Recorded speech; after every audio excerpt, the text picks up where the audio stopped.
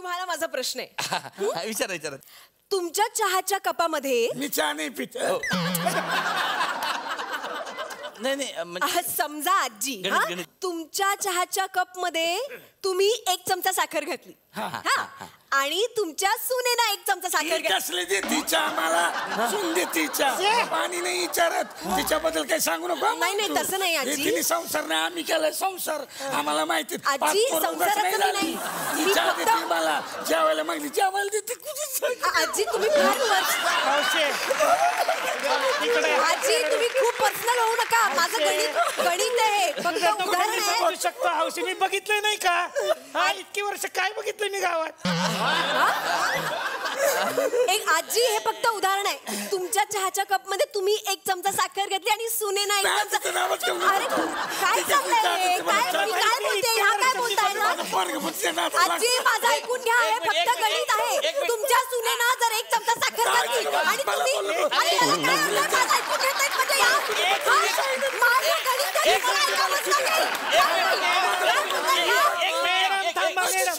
मला ऐकावंच तुम्ही शांत बसा. मॅडम तू शानी आहेस ना. एक मिनिट शांत बसा. मॅडम तुम्ही ऐका. अरे ऐका चुप बसा. एक मिनिट मॅडम, तुम्ही एक काम करा. सून काढा आणि पोरगी टाका. काय करू असं? पोरगी टाका, सून त्यांचं भांडण पटत नाही. आपल्याला शिक्षणाचा प्रसार. ठीक आहे. आजी ऐकून घ्या आता. तुमच्या चहाच्या कपात तुम्ही 1 चमचा साखर घातली आणि तुमच्या पोरीनं 1 चमचा साखर घातली. कशाला 3 टाकल चमचे साखर? ती वही कमी करती माझी पोरगी. आजी फक्त उदाहरण आहे. आता पोरगी म्हटलंय ना, आता पुढे गणित ऐका. चांगलीच पोरगी माझी, चांगल्या घरात पोरगी. किती आगाऊ आहे त्या, ऐकतच नाहीये. व्यवस्थित असते. आजी माझं ऐकून घ्यायचं आता.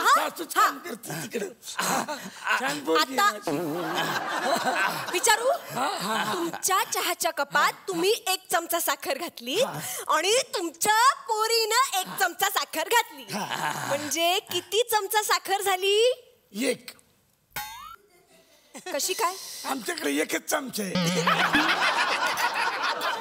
बरं दुसरा चमचा मी तुम्हाला दिला. म्हणजे आता किती चमचे साखर झाली? 1.5. 1.5 कशी काय? मी अर्धा चमचा टाकला होता, तुम्ही नाही पाहिली. बरोबर.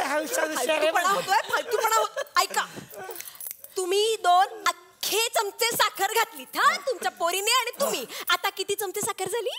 4. 4? मग आधीचे 2.5, आताचे 2 झाले किती? 4.5. आता तुमची आमची ओळख आहे म्हणून मी 4 लावले. दुसरं कोण असतं तर 5च्या खाली दिली नसतं. अरे काय गणित? तुम्ही कुठलं गणित काढलंय? मी तुम्हाला सांगत होते ना, आता मी तुमची पोरगी म्हणून पण उदाहरण दिलं तर तुम्हाला ऐकूनच घ्यायचं नाही. ऐकून घे टेन्शन घेते. त्यांची पोरगी असं बोलत नाही, आपली पोरगी आहे कधी. तेच ना.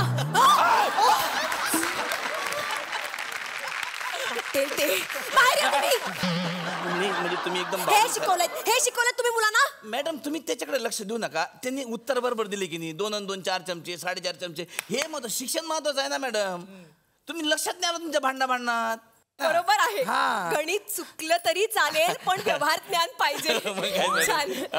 मॅडम माझी खातीच म्हणजे इतकी मी शिकवतो ना सगळ्या मुलांना, मन लावून शिकवतो मॅडम. तर प्रमोशन माझं झालं नाही, पण तुम्ही थोडं प्रमोशनचं बघा. पण तुम्हाला सांगतो इतक्या म्हणजे नुसतं माझं शिक्षण नाही तर शेतीविषयक शिक्षण असू दे, बाकीचं काही जनरल नॉलेज असू दे, माझं कमी आहे पण मी पोरांना शिकवतो. आणखीन काय शिकवतो? हे योगासन वगैरे सगळं मी शिकवतो. क्या बात आहे सर, मस्त मस्त.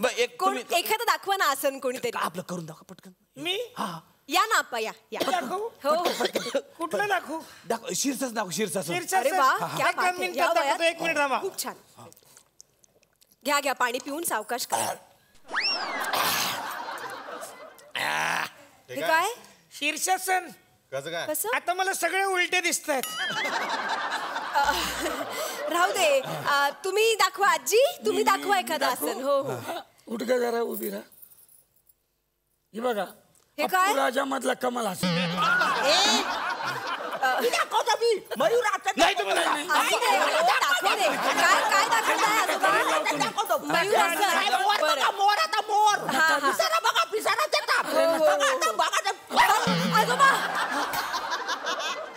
कानफाटे आप्पा कानपाटे मोर दाखवता ना मोर.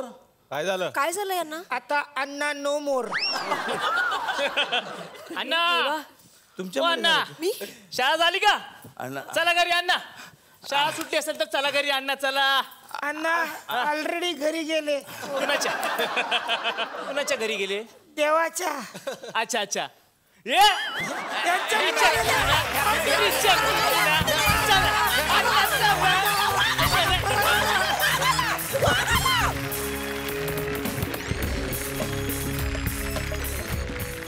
मोहन आगाशे सर परत एकदा तुमच्याकडे येणार आहे. खरं तर डॉक्टरांची एक वेगळी ओळख म्हणजे त्यांची ही टोपी.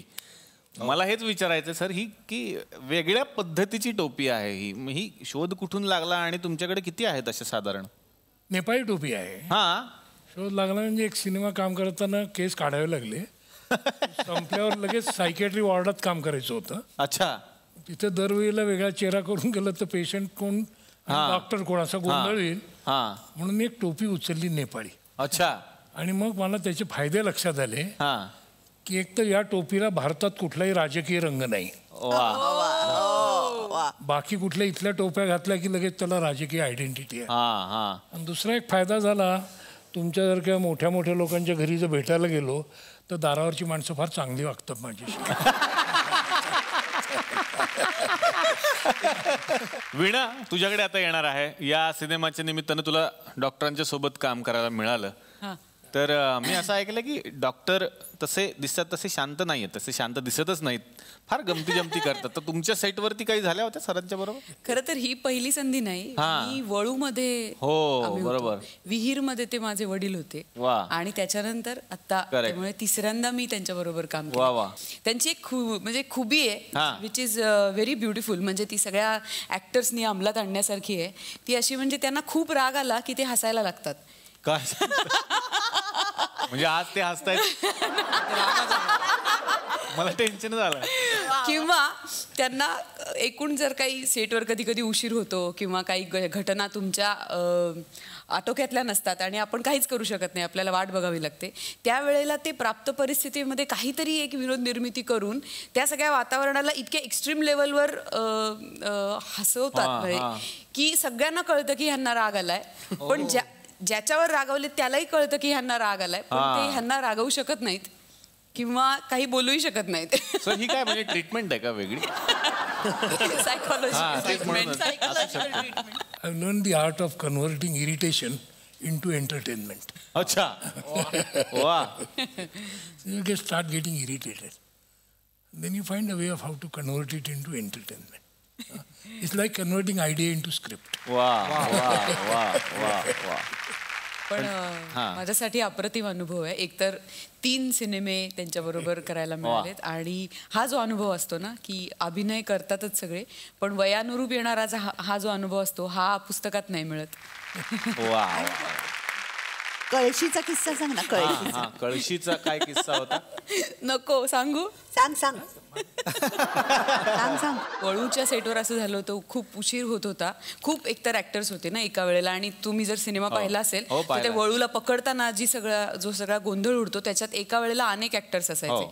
त्याच्यामुळे वेळ लागत होता, शूटिंगला वेळ लागत होता आणि बराच वेळ त्या झाडाच्या म्हणजे पाराखाली आम्ही नुसतेच बसलेले असायचे सगळे ऍक्टर्स खुर्च्या टाकून, जवळजवळ 10-12 जण एकत्र. आणि एका पॉइंटला असं झालं की सगळ्यांचे पेशंट संपत आले, कोणी चिडचिड करायला लागलं, कोणी काय. आणि एका पॉइंटला त्याच ठिकाणी शूट सुरू होणार होतं. तर प्रोडक्शनवाले आले, उठा उठा उठा, जागा खाली करा आणि इथे शूट होतंय. तर सगळे उठले की चला वा फायनली आता शूट सुरू. आणि तिकडे पाणी प्यायला कोणीतरी कळशी ठेवली होती आणि ग्लास होता, रिकामी होती ती.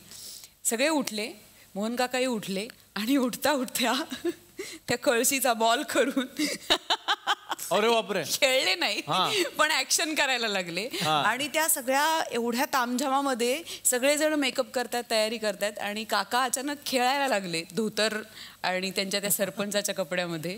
तर सगळ्यांना कळलं, दिग्दर्शकांना कळलं, प्रोड्युसर्सना कळलं की आगाशे चिडलेत, पण फक्त टाळ्याच वाजवल्या सगळ्यांनी. मग एकीकडे भीती वाटते फेकली तर काय करायचं.